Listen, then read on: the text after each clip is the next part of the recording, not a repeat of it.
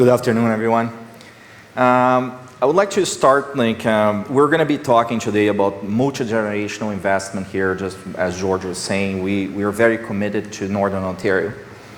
But I would like to start to thanking George in the name of the industry partners we have here today for his leadership and passion in promoting the sustainable development here in Northern Ontario. I think that everyone here in the room knows the challenge we have ahead of us to develop and realize the value that we all recognize here.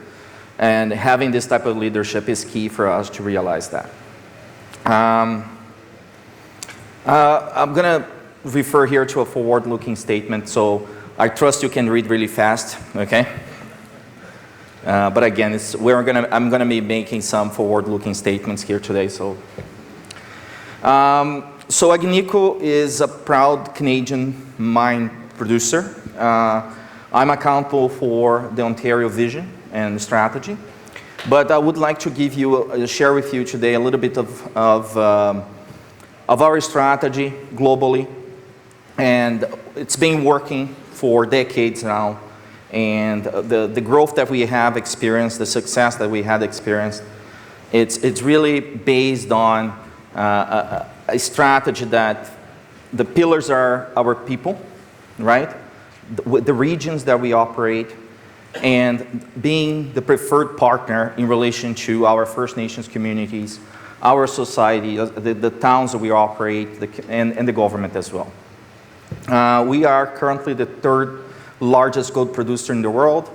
Our current estimate production for this year is between 3.24 and 2.24 and 3.44 million ounces. This year, last year, Detour became the biggest gold producer in Canada. So we were producing 732,000 ounces, and we're stabilized. I will talk a little bit about our journey, how we got there, and the vision for the future. So we do see the potential at Detour to bring it to 1 million ounces, okay? We are well positioned in other jurisdictions as well, so Quebec is a big platform for us.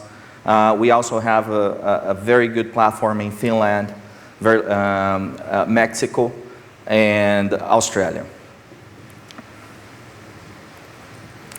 So a little bit about the history of Agnico. So we're very proud, and when I say we, it's my colleagues, and the leadership as well, of the history that took us to this point in time, and we do see a bright future for Agnico.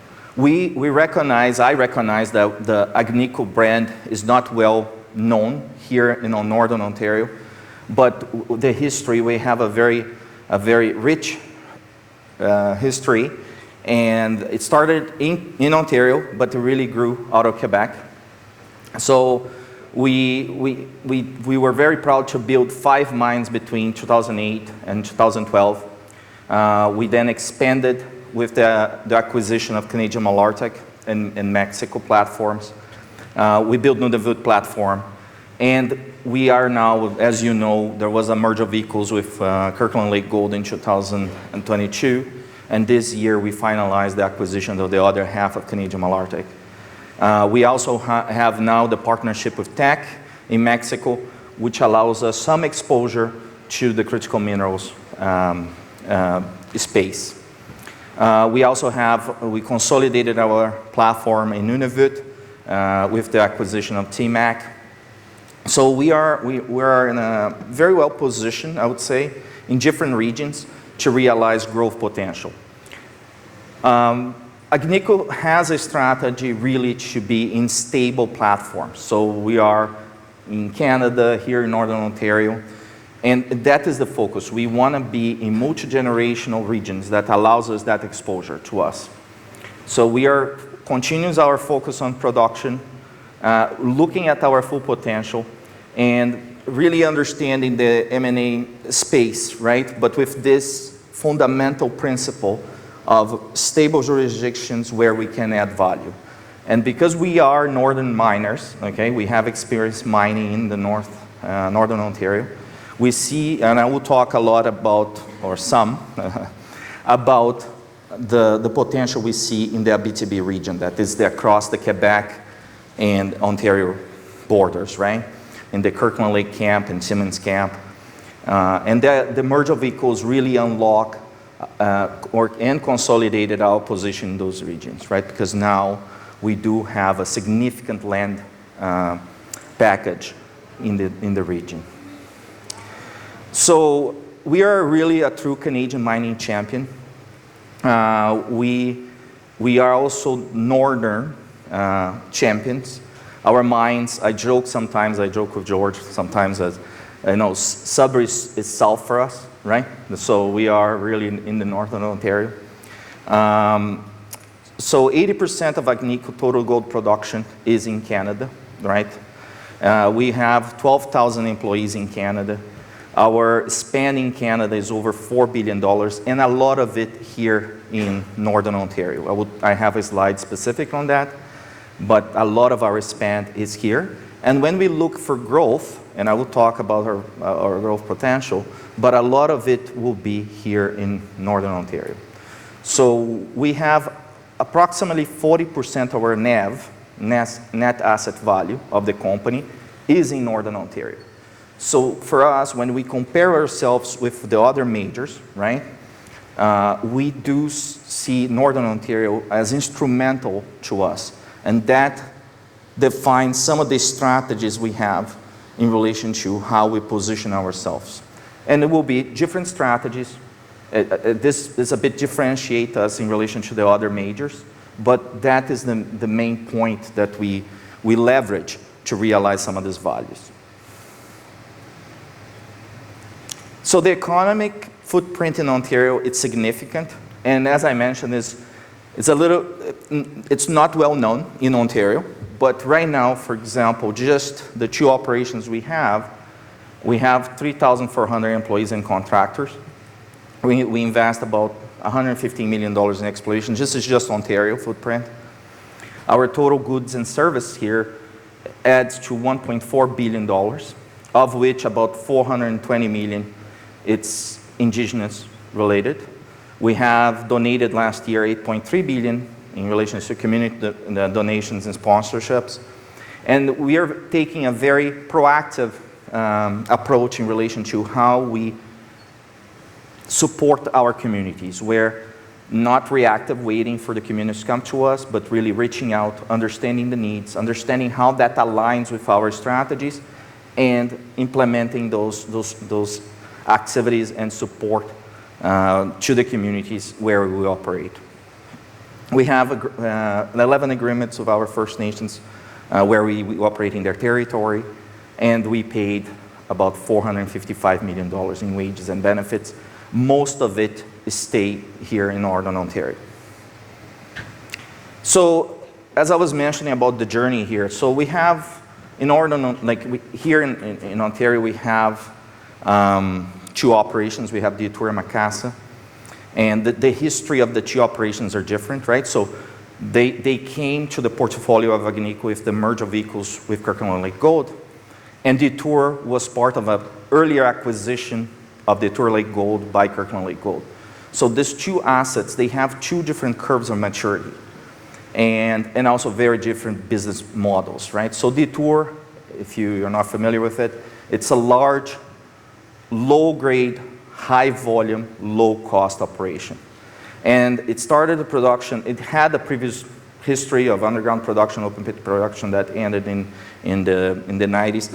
But we restart the project 2023, and in here you can see, I don't know how good, I cannot see the screen, but you can see three phases. The first phase is the ramp up of the mine, and again, different strategy at the time. Was a one asset producer, and it was honestly kudos to the team that did it, and that built the mine, I would say, relatively fast ramp up production, and stabilize around 21 million tons a year, or 600,000 ounces a year.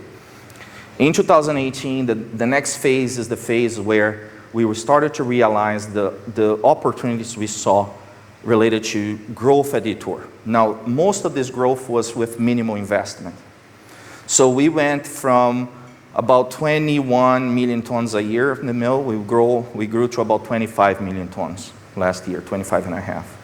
and the production to 730,000 ounces of gold. Now, this is, as most of you know, it's a game changer because all the unit metrics change, right? As you produce more gold, your unit cost drops in a cash cost base. And now we see the potential to bring Detour even further, bringing it potentially to 1 million ounces in the future, which is something that we see as putting Detour in a different class of asset. It's a 1 million ounce club, right? It's not many mines out there that can produce 1 million ounces. And again, in a safe jurisdiction, right? On Macassa is it's a different story, right? So it's a mine that's been in operation since 1933, very proud workforce, but had its challenges. It was a very hot mine, as most of you know.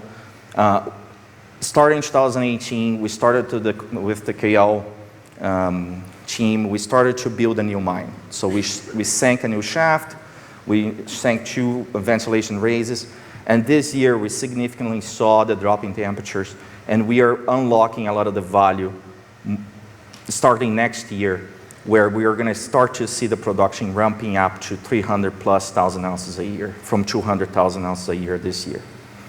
Again, Macassa, from a technology perspective, was an early adopter of battery equipment, but that was out of necessity, right? But we did develop a lot of that technology there. As I mentioned, Detour, big open pit mine. Today, we're looking at an expansion of our production from around 100 million tons a year to around 130 million tons a year of total material mined, okay, in the next 2 years. But overall, it's a very proud workforce. We stabilized the mine. We went on a journey, that graph that I showed you about continuous optimization of mine to mill. So it's a very, very good operation right now. Very proud of it. And we are close to mine 1 billion tons. To give you an idea, it's like the number that's mind-blowing, right? Macassa mine, as I mentioned, we just finished to build a new mine. That's the concept, okay, with the new mine infrastructure. And we do see a lot of potential regionally to continue increasing our resource and reserves in the area. Again, it's a mine that's been in operation for over 90 years, and we see the potential to continue there, operating for more than several decades. The last slide that I have is about the camp, the Kirkland Lake camp. We have projects in our Raymond Reef project and the Upper Beaver project. The Upper Beaver is the one that's more mature, and we are in the later stages of evaluating the investment option on an exploration shaft that potentially could be sunk as early as next year. And we do see a lot of synergies between now that the other half of Canadian Malartic is part of our portfolio, the milling capacity in Quebec, and how we can optimize all these smaller deposits that we have in the region puts us in a very good competitive advantage in relation to how to mill these ore bodies and process these ore bodies. So very exciting story for us. It's just the beginning. I think that we have here in Northern Ontario I would say the ecosystem in the mining industry, just to pivot a little bit on the critical minerals and how myself, I see the gold industry being instrumental to develop this critical minerals value. We are the ones building the capacity. We are the ones training the people and having this ecosystem here today that would leverage to be able to develop these deposits and keeping the cost curve relatively under control, as you can imagine right now, the inflationary pressures we are facing and the demographic challenge that we have in Northern Ontario and Canada as a general. So with that, I close my presentation and open for questions.